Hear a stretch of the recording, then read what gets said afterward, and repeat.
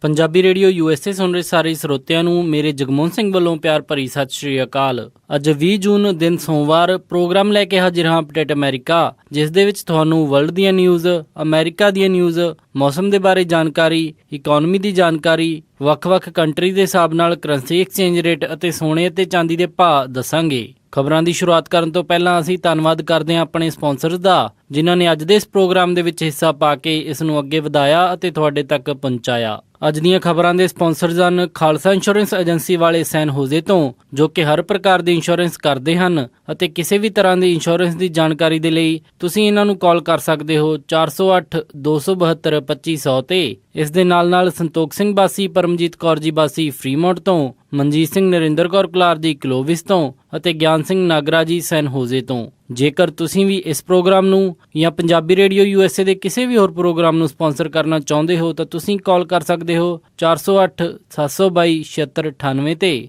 ਜਾਂ ਫਿਰ ਸਾਨੂੰ ਈਮੇਲ ਕਰ ਸਕਦੇ ਹੋ ਸਾਡੇ ਈਮੇਲ ਐਡਰੈਸ info@punjabiradiousa.com ਤੇ। ਹੁਣ ਵਧਦੇ ਹਾਂ ਜੀ ਅੱਜ ਦੀ ਪਹਿਲੀ ਖਬਰ ਵੱਲ। US ਦੇ ਵਿੱਚ ਗਨ ਕੰਟਰੋਲ ਨੂੰ ਲੈ ਕੇ ਸੈਨੇਟ ਦੇ ਵਿੱਚ ਪੇਸ਼ ਕੀਤੇ ਗਏ ਅੱਜ ਬਿੱਲ ਨੂੰ ਸੈਨੇਟ ਨੇ ਫਿਰ ਰਿਜੈਕਟ ਕਰ ਦਿੱਤਾ ਹੈ।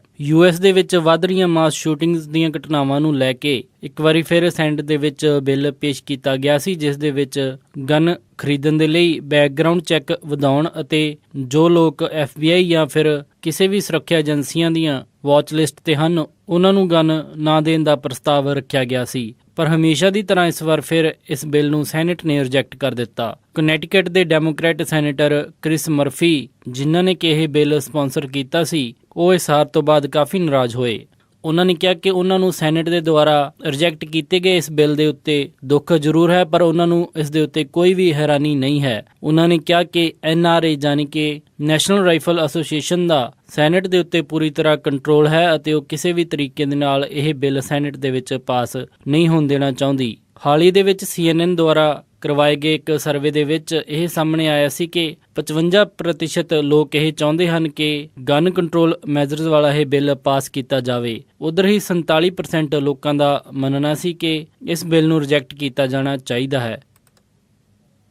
ਰਿਪਬਲਿਕਨ ਪਾਰਟੀ ਦੇ ਉਮੀਦਵਾਰ ਡੋਨਾਲਡ ਟਰੰਪ ਨੇ ਅੱਜ ਇੱਕ ਵੱਡਾ ਫੈਸਲਾ ਕਰਦੇ ਹੋਏ ਆਪਣੇ ਕੈਂਪੇਨ ਮੈਨੇਜਰ ਕੋਰੀ ਲੈਵੈਂਡੋਸਕੀ ਨੂੰ ਫਾਇਰ ਕਰ ਦਿੱਤਾ। ਪਿਛਲੇ ਕਈ ਦਿਨਾਂ ਤੋਂ ਇਹ ਚਰਚਾ ਚੱਲ ਰਹੀ ਸੀ ਕਿ ਡੋਨਾਲਡ ਟਰੰਪ ਦਾ ਕੈਂਪੇਨ ਨਵੰਬਰ 2016 ਦੇ ਵਿੱਚ ਹੋਣ ਜਾ ਰਹੀਆਂ ਚੋਣਾਂ ਦੇ ਲਈ ਬਿਲਕੁਲ ਵੀ ਤਿਆਰ ਨਹੀਂ ਹੈ। ਡੋਨਾਲਡ ਟਰੰਪ ਦੇ ਕੈਂਪੇਨ ਵੱਲੋਂ ਹਜੇ ਤੱਕ ਇੱਕ ਵੀ ਟੈਲੀਵਿਜ਼ਨ ਐਡ ਕਿਸੇ ਵੀ ਸਟੇਟ ਦੇ ਵਿੱਚ ਨਹੀਂ ਆਈ ਸੀ। ਸੋ ਡੋਨਾਲਡ ਟਰੰਪ ਨੇ ਹੁਣ ਕਾਫੀ ਵੱਡੇ ਚੇਂਜਸ ਕਰਨ ਦੇ ਲਈ ਆਪਣੇ ਕੈਂਪੇਨ ਮੈਨੇਜਰ ਕੋਰੀ ਲੈਵੈਂਡੋਸਕੀ ਨੂੰ ਫਾਇਰ ਕੀਤਾ ਹੈ। ਦੱਸਿਆ ਜਾ ਰਿਹਾ ਹੈ ਕਿ ਡੋਨਾਲਡ ਟਰੰਪ ਦੇ ਕਰੀਬੀ ਅਤੇ ਸੀਨੀਅਰ ਸਟ੍ਰੈਟੇਜਿਸਟ ਪੌਲ ਮੈਨਾਫੋਰਟ ਦੇ ਨਾਲ ਕੋਰੀ ਲੈਵੈਂਡੋਸਕੀ ਦੀ ਕੁਝ ਖਾਸ ਨਹੀਂ ਬਣਦੀ ਸੀ ਅਤੇ ਇਹਨਾਂ ਦੋਨਾਂ ਦੇ ਵਿਚਕਾਰ ਕਈ ਵਾਰ ਕਹਾ-ਸੁਣੀ ਵੀ ਹੋਈ ਸੀ। ਇਹਨਾਂ ਦੋਨਾਂ ਦੀ ਅੰਦਰੂਨੀ ਜੰਗ ਕਰਕੇ ਡੋਨਾਲਡ ਟਰੰਪ ਦੇ ਕੈਂਪੇਨ ਦਾ ਗ੍ਰਾਫ ਕਾਫੀ ਥੱਲੇ ਜਾ ਰਿਹਾ ਸੀ, ਜਿਸ ਦੇ ਨਾਲ 2016 ਦੀ ਵਿੱਚ ਹੋਣ ਜਾ ਰਹੀਆਂ ਚੋਣਾਂ ਦੇ ਲਈ ਡੋਨਾਲਡ ਟਰੰਪ ਦੀ ਉਮੀਦਵਾਰੀ ਨੂੰ ਖਤਰਾ ਮੰਨਿਆ ਜਾ ਰਿਹਾ ਸੀ। ਸੋ ਡੋਨਾਲਡ ਟਰੰਪ ਨੇ ਆਪਣੇ ਬੱਚਿਆਂ ਦੀ ਸਲਾਹ ਅਤੇ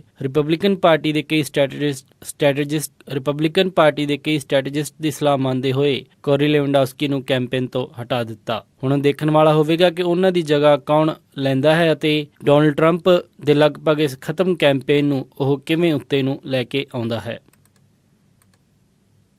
UK ਦੇ ਵਿੱਚ ਹੋਣ ਜਾ ਰਹੇ ਰੈਫਰੈਂਡਮ, ਜਿਸ ਦੇ ਵਿੱਚ ਇਹ ਫੈਸਲਾ ਹੋਣਾ ਹੈ ਕਿ UK ਯੂਰਪੀਅਨ ਯੂਨੀਅਨ ਦਾ ਮੈਂਬਰ ਬਣਿਆ ਰਹੇਗਾ ਜਾਂ ਨਹੀਂ। ਇਸ ਨੂੰ ਲੈ ਕੇ ਹੁਣ ਇੱਕ ਹੋਰ ਗੱਲ ਸਾਹਮਣੇ ਆਈ ਹੈ, ਜਿਸ ਦੇ ਵਿੱਚ ਇਹ ਕਿਹਾ ਜਾ ਰਿਹਾ ਹੈ ਕਿ ਲੰਡਨ UK ਦੇ ਨਾਲੋਂ ਅੱਡ ਹੋਣ ਦੇ ਲਈ ਰੈਫਰੈਂਡਮ ਵੀ ਕਰਵਾ ਸਕਦਾ ਹੈ। ਪਹਿਲਾਂ ਹੀ ਯੂਰਪੀਅਨ ਯੂਨੀਅਨ ਤੋਂ UK ਨੂੰ ਵੱਖ ਕਰਨ ਵਾਲੇ ਇਸ ਰੈਫਰੈਂਡਮ ਨੂੰ ਲੈ ਕੇ ਮਾਰਕੀਟ ਦੇ ਵਿੱਚ ਵੀ ਕਾਫੀ ਅਸਮੰਜਸ ਦਾ ਮਾਹੌਲ ਬਣਿਆ ਹੋਇਆ ਹੈ, ਕਿਉਂਕਿ ਉਮੀਦ ਕੀਤੀ ਜਾ ਰਹੀ ਹੈ ਕਿ ਜੇਕਰ UK ਦੇ ਲੋਕ ਯੂਰਪੀਅਨ ਯੂਨੀਅਨ ਤੋਂ ਬਾਹਰ ਰਹਿਣ ਦਾ ਫੈਸਲਾ ਕਰਦੇ ਹਨ ਤਾਂ ਇਸ ਦੇ ਨਾਲ ਯੂਰਪ ਦੀ ਮਾਰਕੀਟ ਦੇ ਉੱਤੇ ਖਾਸਾ ਅਸਰ ਪਵੇਗਾ। ਹਾਲਾਂਕਿ ਪ੍ਰਧਾਨ ਮੰਤਰੀ ਲਗਾਤਾਰ ਇਹ ਕੋਸ਼ਿਸ਼ ਕਰ ਰਹੇ ਹਨ ਕਿ UK ਨੂੰ ਯੂਰਪੀਅਨ ਯੂਨੀਅਨ ਦਾ ਮੈਂਬਰ ਬਣਾ ਕੇ ਰੱਖਿਆ ਜਾਵੇ। ਇਸੇ ਮਸਲੇ ਨੂੰ ਦੇਖਦੇ ਹੋਏ ਹੁਣ ਇੱਕ ਨਵੀਂ ਗੱਲ ਜੋ ਸਾਹਮਣੇ ਆਈ ਹੈ, ਜਿਸ ਦੇ ਵਿੱਚ ਮੰਨਿਆ ਜਾ ਰਿਹਾ ਹੈ ਕਿ ਲੰਡਨ ਦੇ ਲੋਕ ਆਪਣੇ ਆਪ ਨੂੰ UK ਤੋਂ ਅਲੱਗ ਕਰਨਾ ਚਾਹੁੰਦੇ ਹਨ। ਉਹਨਾਂ ਦਾ ਮੰਨਣਾ ਹੈ ਕਿ ਲੰਡਨ ਦੀ ਇਕਨੋਮੀ ਬਾਕੀ ਸਕਾਟਲੈਂਡ, ਵੇਲਜ਼ ਆਦਿ ਤੋਂ ਵੱਖਰੀ ਹੈ, ਸੋ ਉਹਨਾਂ ਨੂੰ ਇੰਗਲੈਂਡ ਦੇ ਬਾਕੀ ਹਿੱਸੇ ਤੋਂ ਵੱਖ ਕੀਤਾ ਜਾਵੇ। ਸੋ ਇਹ ਆਉਣ ਵਾਲਾ ਮਹੀਨਾ ਯੂਕੇ ਦੇ ਲਈ ਕਾਫੀ ਮਹੱਤਵਪੂਰਨ ਰਹੇਗਾ ਅਤੇ ਸਭ ਤੋਂ ਪਹਿਲਾਂ ਦੇਖਣਾ ਹੋਵੇਗਾ ਕਿ ਯੂਕੇ ਦੇ ਲੋਕ ਯੂਰਪੀਅਨ ਯੂਨੀਅਨ ਦੇ ਵਿੱਚ ਰਹਿਣ ਦਾ ਫੈਸਲਾ ਲੈਂਦੇ ਹਨ ਜਾਂ ਫਿਰ ਯੂਰਪੀਅਨ ਯੂਨੀਅਨ ਤੋਂ ਵੱਖ ਹੁੰਦੇ ਹਨ। ਇਸ ਨੂੰ ਲੈ ਕੇ ਜਰਮਨੀ ਅਤੇ ਫਰਾਂਸ ਦੇ ਰਾਸ਼ਟਰ ਪ੍ਰਮੁੱਖਾਂ ਦੇ ਚਿਹਰੇ ਦੇ ਉੱਤੇ ਵੀ ਚਿੰਤਾ ਸਾਫ਼ ਦਿਖਾਈ ਦੇ ਰਹੀ ਹੈ।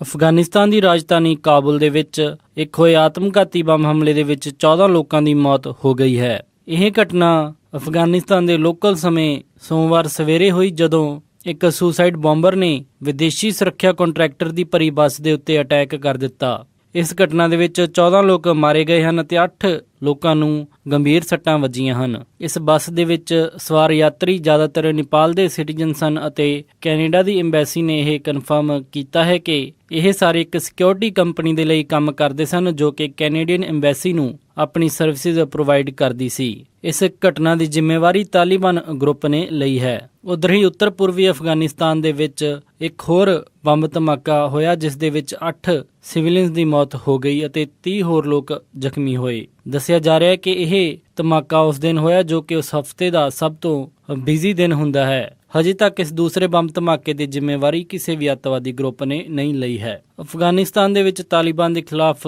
ਲਗਾਤਾਰ ਚੱਲ ਰਹੀ ਲੜਾਈ ਦੇ ਵਿੱਚ ਤਾਲਿਬਾਨ ਲਗਾਤਾਰ ਹਮਲੇ ਕਰਦਾ ਆ ਰਿਹਾ ਹੈ। ਓਬਾਮਾ ਪ੍ਰਸ਼ਾਸਨ ਨੇ ਅਫਗਾਨਿਸਤਾਨ ਦੇ ਵਿੱਚ ਮਿਲਟਰੀ ਟਰੂਪਸ ਦੀ ਸੰਖਿਆ ਘਟਾ ਕੇ 9800 ਕਰ ਦਿੱਤੀ ਸੀ ਅਤੇ ਉਸ ਨੂੰ ਹੋਰ ਵੀ ਜ਼ਿਆਦਾ ਘਟਾ ਕੇ 5500 ਕਰਨ ਦੇ ਉੱਤੇ ਵਿਚਾਰ ਚੱਲ ਰਿਹਾ ਸੀ।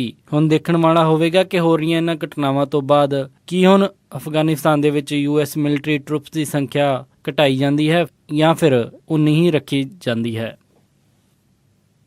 ਲਾਸ ਐਂਜਲਸ ਦੇ ਨਜ਼ਦੀਕ ਸੈਨ ਗੈਬਰੀਅਲ ਦੀ ਪਹਾੜੀਆਂ ਤੇ 2 ਜਗ੍ਹਾ ਲੱਗੀ ਅੱਗ 3500 ਏਕੜ ਦੇ ਵਿੱਚ ਫੈਲ ਚੁੱਕੀ ਹੈ। ਇਸ ਨੂੰ ਦੇਖਦੇ ਹੋਏ ਇਲਾਕੇ ਦੇ ਵਿੱਚ ਕਾਫੀ ਘਰਾਂ ਨੂੰ ਖਾਲੀ ਕਰਵਾ ਲਿਆ ਗਿਆ ਹੈ। ਸਭ ਤੋਂ ਪਹਿਲੀ ਅੱਗ ਦੀ ਘਟਨਾ ਸਵੇਰੇ 11 ਵਜੇ ਕੈਲੀਫੋਰਨੀਆ ਟਾਈਮ ਦੇ ਹਿਸਾਬ ਦੇ ਨਾਲ ਹੋਈ। ਉਸ ਅੱਗ ਨੂੰ ਬੁਝਾਉਣ ਦੇ ਲਈ 300 US ਫੋਰੈਸਟ ਅਫਸਰ ਲੱਗੇ ਹੋਏ ਹਨ। ਇਹ ਅੱਗ 1500 ਏਕੜ ਦੇ ਵਿੱਚ ਫੈਲ ਚੁੱਕੀ ਹੈ। ਹੈਲੀਕਾਪਟਰਸ ਦੇ ਰਾਹੀਂ ਵੀ ਪਾਣੀ ਛਿੜਕਾ ਕੇ ਅੱਗ ਨੂੰ ਬੁਝਾਉਣ ਦੀ ਕੋਸ਼ਿਸ਼ ਕੀਤੀ ਜਾ ਰਹੀ ਹੈ। ਇਸ ਲੱਗੀ ਅੱਗ ਤੋਂ 1 ਘੰਟਾ ਬਾਅਦ ਇਸ ਦੇ ਨਜ਼ਦੀਕੀ ਇੱਕ ਹੋਰ ਜਗ੍ਹਾ ਅੱਗ ਲੱਗ ਗਈ ਅਤੇ ਸ਼ਾਮ ਤੱਕ ਇਹ ਅੱਗ 2000 ਏਕੜ ਦੇ ਵਿੱਚ ਫੈਲ ਚੁੱਕੀ ਹੈ। ਦੱਸਿਆ ਜਾ ਰਿਹਾ ਹੈ ਕਿ ਅੱਗ ਦੀਆਂ ਲਾਟਾਂ ਗਰਮੀ ਅਤੇ ਹਵਾ ਕਾਰਨ ਤੇਜ਼ੀ ਦੇ ਨਾਲ ਵੱਧ ਰਹੀਆਂ ਹਨ। ਹਾਲਾਂਕਿ ਹਜੇ ਤੱਕ ਕਿਸੇ ਵੀ ਜਾਨ ਮਾਲ ਦੇ ਨੁਕਸਾਨ ਦੀ ਕੋਈ ਖਬਰ ਨਹੀਂ ਆਈ ਹੈ, ਪਰ ਅਧਿਕਾਰੀਆਂ ਨੇ ਇਲਾਕੇ ਦੇ ਵਿੱਚ ਐਮਰਜੈਂਸੀ ਅਲਰਟ ਜਾਰੀ ਕਰ ਦਿੱਤਾ ਹੈ।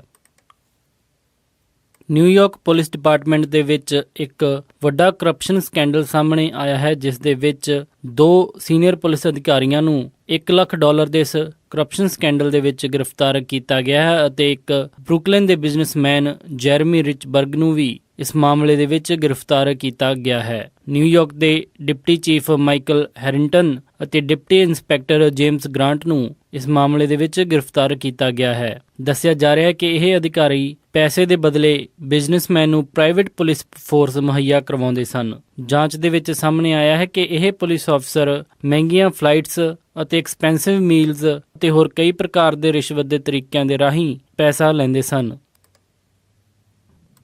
ਇਹ ਸਨ ਅੱਜ ਦੀਆਂ ਕੁਝ ਖਾਸ ਖਬਰਾਂ। ਹੁਣ ਵੱਧਦੇ ਹਾਂ ਜੀ ਮੌਸਮ ਦੀ ਜਾਣਕਾਰੀ ਦੇ ਵੱਲ। ਮੰਗਲਵਾਰ ਨੂੰ ਸੈਨ ਹੋਜ਼ੇ ਦੇ ਵਿੱਚ ਹਾਈ ਟੈਂਪਰੇਚਰ ਰਹੇਗਾ 99 ਡਿਗਰੀ ਅਤੇ ਲੋ ਟੈਂਪਰੇਚਰ 57 ਡਿਗਰੀ। ਸੈਨ ਫਰਾਂਸਿਸਕੋ ਦੇ ਵਿੱਚ 70 ਡਿਗਰੀ ਹਾਈ ਅਤੇ ਰਾਤ ਨੂੰ 54 ਡਿਗਰੀ ਲੋ। ਸੈਕਰਾਮੈਂਟੋ ਦੇ ਵਿੱਚ 100 ਡਿਗਰੀ ਹਾਈ ਅਤੇ ਰਾਤ ਨੂੰ 60 ਡਿਗਰੀ ਲੋ। ਯੂਬਾ ਸਿਟੀ ਦੇ ਵਿੱਚ 100 ਡਿਗਰੀ ਹਾਈ ਅਤੇ ਰਾਤ ਨੂੰ 62 ਡਿਗਰੀ ਲੋ। ਸਟਾਕਟਨ ਦੇ ਵਿੱਚ 101 ਡਿਗਰੀ ਹਾਈ ਅਤੇ ਰਾਤ ਨੂੰ 60 ਡਿਗਰੀ ਲੋ। ਟ੍ਰੇਸੀ ਦੇ ਵਿੱਚ 99 ਡਿਗਰੀ ਹਾਈ ਅਤੇ ਰਾਤ ਨੂੰ 63 ਡਿਗਰੀ ਲੋ।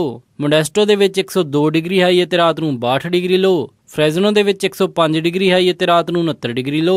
ਬੇਕਰਸਫੀਲਡ ਦੇ ਵਿੱਚ 105 ਡਿਗਰੀ ਹਾਈ ਅਤੇ ਰਾਤ ਨੂੰ 73 ਡਿਗਰੀ ਲੋ।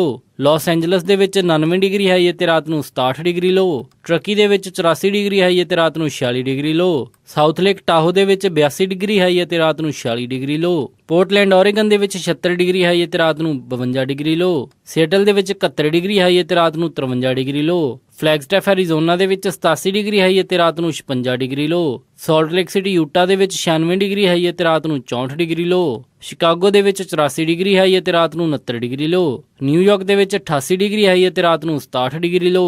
ਟੋਰਾਂਟੋ ਕੈਨੇਡਾ ਦੇ ਵਿੱਚ 22 ਡਿਗਰੀ ਸੈਲਸੀਅਸ ਆਈ ਅਤੇ ਰਾਤ ਨੂੰ 13 ਡਿਗਰੀ ਸੈਲਸੀਅਸ ਲੋ। ਵਿਨੀਪੈਗ ਦੇ ਵਿੱਚ 24 ਡਿਗਰੀ ਸੈਲਸੀਅਸ ਆਈ ਅਤੇ ਰਾਤ ਨੂੰ 11 ਡਿਗਰੀ ਸੈਲਸੀਅਸ ਲੋ। ਕੈਲਗਰੀ ਦੇ ਵਿੱਚ 19 ਡਿਗਰੀ ਸੈਲਸੀਅਸ ਆਈ ਅਤੇ ਰਾਤ ਨੂੰ 10 ਡਿਗਰੀ ਸੈਲਸੀਅਸ ਲੋ। ਵੈਨਕੂਵਰ ਦੇ ਵਿੱਚ 21 ਡਿਗਰੀ ਸੈਲਸੀਅਸ ਆਈ ਅਤੇ ਰਾਤ ਨੂੰ 13 ਡਿਗਰੀ ਸੈਲਸੀਅਸ ਲੋ। ਅੰਮ੍ਰਿਤਸਰ ਦੇ ਵਿੱਚ 39 ਡਿਗਰੀ ਸੈਲਸੀਅਸ ਆਈ ਅਤੇ ਰਾਤ ਨੂੰ 29 ਡਿਗਰੀ ਸੈਲਸੀਅਸ ਲੋ। ਮੈਲਬਰਨ ਆਸਟ੍ਰੇਲੀਆ ਦੇ ਵਿੱਚ 13 ਡਿਗਰੀ ਸੈਲਸੀਅਸ ਆਈ ਅਤੇ ਰਾਤ ਨੂੰ 10 ਡਿਗਰੀ ਸੈਲਸੀਅਸ ਲੋ। ਲੰਡਨ ਦੇ ਵਿੱਚ 20 ਡਿਗਰੀ ਸੈਲਸੀਅਸ ਆਈ ਅਤੇ ਰਾਤ ਨੂੰ 13 ਡਿਗਰੀ ਸੈਲਸੀਅਸ ਲੋ। ਬਰਲਿਨ ਦੇ ਵਿੱਚ 23 ਡਿਗਰੀ ਸੈਲਸੀਅਸ ਆਈ ਅਤੇ ਰਾਤ ਨੂੰ 15 ਡਿਗਰੀ ਸੈਲਸੀਅਸ ਲੋ। ਅਤੇ ਫਰਾਂਸ ਪੈਰਿਸ ਦੇ ਵਿੱਚ 21 ਡਿਗਰੀ ਸੈਲਸੀਅਸ ਆਈ ਅਤੇ ਰਾਤ ਨੂੰ 16 ਡਿਗਰੀ ਸੈਲਸੀਅਸ ਲੋ ਰਹੇਗਾ ਜੀ। ਇਹ ਸੀ ਜੀ ਮੌਸਮ ਦੀ ਜਾਣਕਾਰੀ। ਹੁਣ ਵਧਦੇ ਹਾਂ ਜੀ ਸਟਾਕ ਮਾਰਕੀਟ ਦੀ ਇਨਫੋਰਮੇਸ਼ਨ ਵੱਲ। ਸੋਮਵਾਰ ਨੂੰ ਕਲੋਜ਼ਿੰਗ ਦੇ ਸਮੇਂ ਡਾਓ ਜੋਨਸ 129 ਅੰਕ ਵੱਧ ਕੇ 17,804.87 ਤੇ ਬੰਦ ਹੋਇਆ। ਨੈਸਡੈਕ 36 ਅੰਕ ਵੱਧ ਕੇ 4,837.21 ਤੇ ਬੰਦ ਹੋਇਆ। S&P 12 ਅੰਕ ਵੱਧ ਕੇ 2,083.25 ਤੇ ਬੰਦ ਹੋਇਆ। ਅਤੇ ਵਿਲਸ਼ਾਇਰ 5000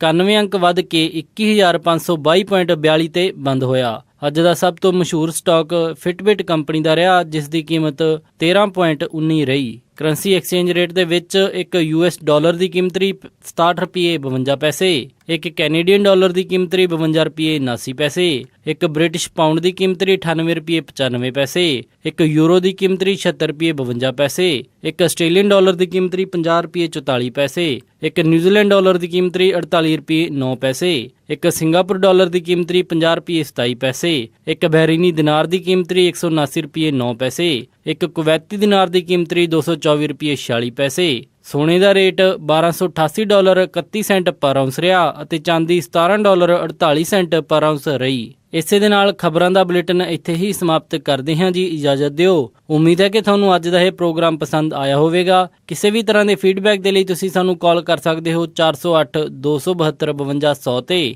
ਜਾਂ ਫਿਰ ਸਾਡੀ ਈਮੇਲ ਐਡਰੈਸ info@punjabiradiousa.com ਤੇ ਈਮੇਲ ਵੀ ਕਰ ਸਕਦੇ ਹੋ। ਇੱਕ ਵਾਰੀ ਫਿਰ ਸਾਰੇ ਸਪਾਂਸਰਸ ਦਾ ਬਹੁਤ ਬਹੁਤ ਧੰਨਵਾਦ। ਮਿਲਦੇ ਹਾਂ ਜੀ ਅਪਡੇਟ ਅਮਰੀਕਾ ਦੇ ਅਗਲੇ ਅੰਕ ਵਿੱਚ। ਤਦ ਤੱਕ ਲਈ ਸਾਰਿਆਂ ਨੂੰ ਪਿਆਰ ਅਤੇ ਸਤਿਕਾਰ ਭਰੀ ਸਤਿ ਸ਼੍ਰੀ ਅਕਾਲ। ਸੁਣਦੇ ਰਹੋ ਜੀ ਪੰਜਾਬੀ ਰੇਡੀਓ USA।